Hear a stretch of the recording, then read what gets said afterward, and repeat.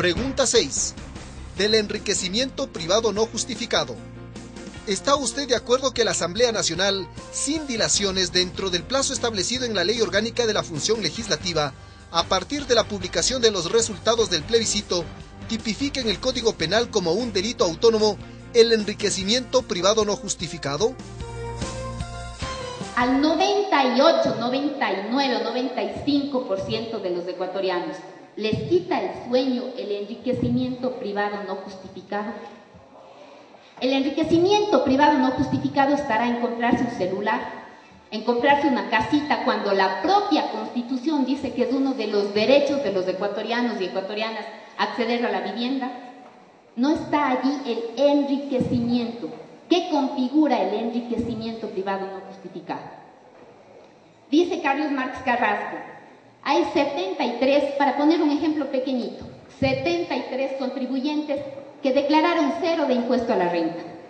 Si nos quedamos solamente con esta declaración, les damos ya ¿cómo se dice? Les santificamos a esas declaraciones, decimos no tenían nada que declarar, creámosles, pero averiguamos su patrimonio y cada uno de estos 73 contribuyentes que dijeron que no han ganado nada el año anterior y por eso no declararon renta, cada uno de ellos tiene un enriquecimiento de ese año de más de $1 millón.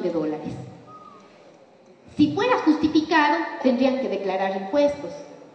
Como no es justificado, no hay impuestos y sobre todo hoy se oponen a la consulta que precisamente castiga y sanciona, como tiene que ser, lo ilegal, lo mal habido, lo usurpado. Hacemos. ¿A quién le quita el sueño esta pregunta, compañeros y compañeras? ¿A alguien de este auditorio? ¿A algún campesino? ¿A los indígenas les preocupa esta pregunta? ¿Les preocupa a las mujeres que hacen alcanzar el presupuesto para sus hogares? ¿Les preocupa a los estudiantes? ¿Les preocupa a las trabajadoras, a los obreros, a las economías populares, a las economías solidarias? ¿Les preocupa el enriquecimiento privado no justificado? ¿Quiénes son los que se han enriquecido ilegalmente en este país? ¿Cuáles son las grandes fortunas que así de pronto creen que esas fortunas, si son malavidas, no pueden ser castigadas? O el Estado tiene que dejarles de lado, porque son privadas. Porque con este cuento de lo privado, aquí también el Estado se ha visto ausente de poder exigir control, de poderles poner en molde, de poderles ordenar a las fortunas ilegalmente conseguidas.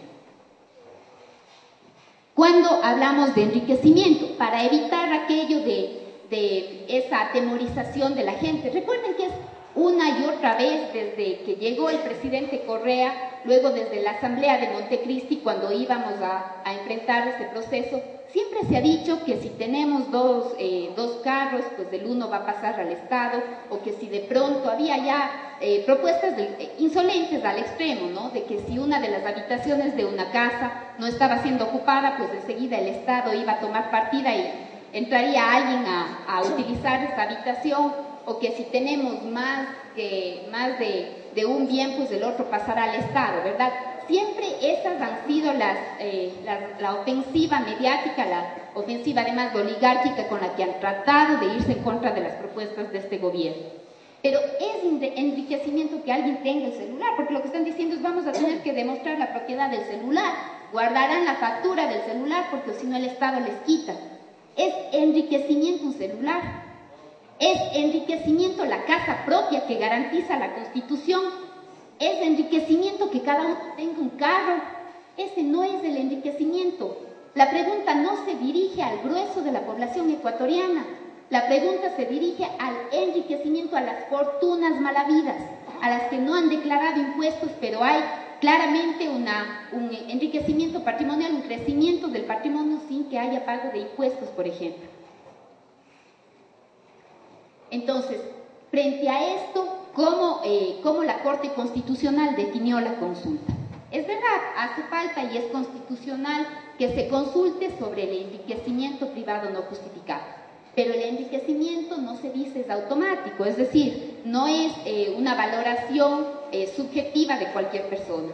Y para eso la Corte dice, bueno, para el enriquecimiento actúe la Asamblea Nacional. ¿Qué tenemos que hacer los asambleístas? ¿A qué estamos obligados a partir de esta consulta, del resultado de esta consulta? El procedimiento para saber cómo mismo se opera el enriquecimiento ilícito privado se tiene que hacer en las leyes que apruebe la Asamblea después, con posterioridad a la consulta. No es que del resultado de la consulta, pues al día siguiente, al lunes, se persigue y se le quita las cosas a la gente. No es así.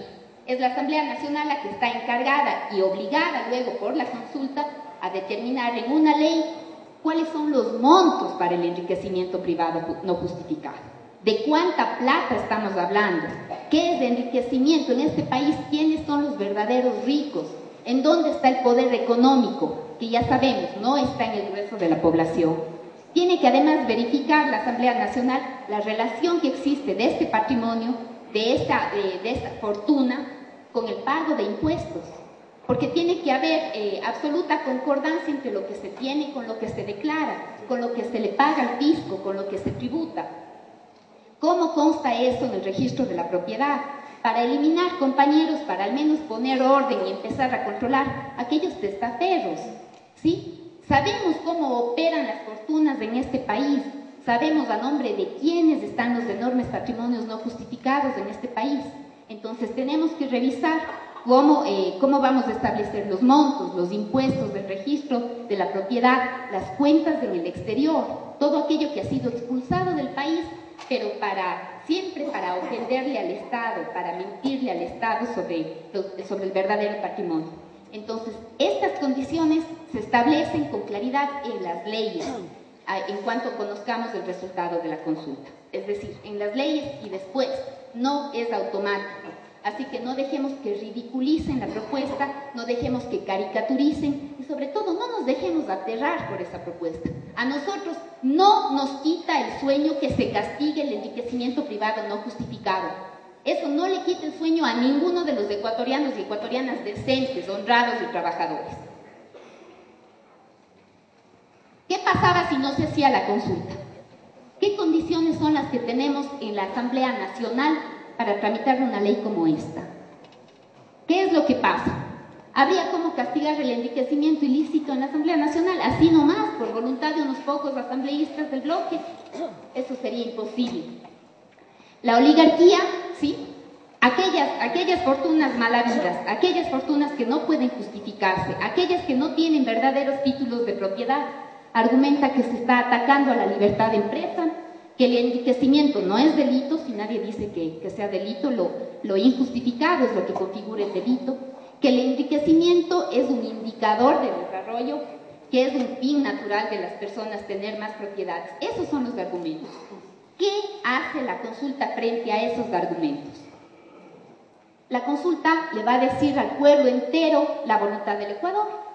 La consulta le va a decir a la oligarquía qué pensamos sobre el enriquecimiento ilícito los ecuatorianos y las ecuatorianas decentes.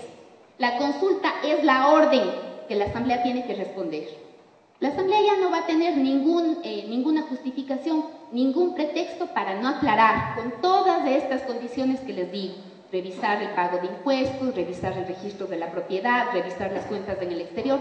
La Asamblea está obligada por la gente, a través de la consulta, a procesar esta tipificación de un delito en el Código Penal. El pueblo le dice entonces a la oligarquía, no es cierto, la ciudadanía no le tiene miedo a castigar el enriquecimiento ilícito privado. Eso es lo que está detrás de la consulta popular y particularmente de esta pregunta.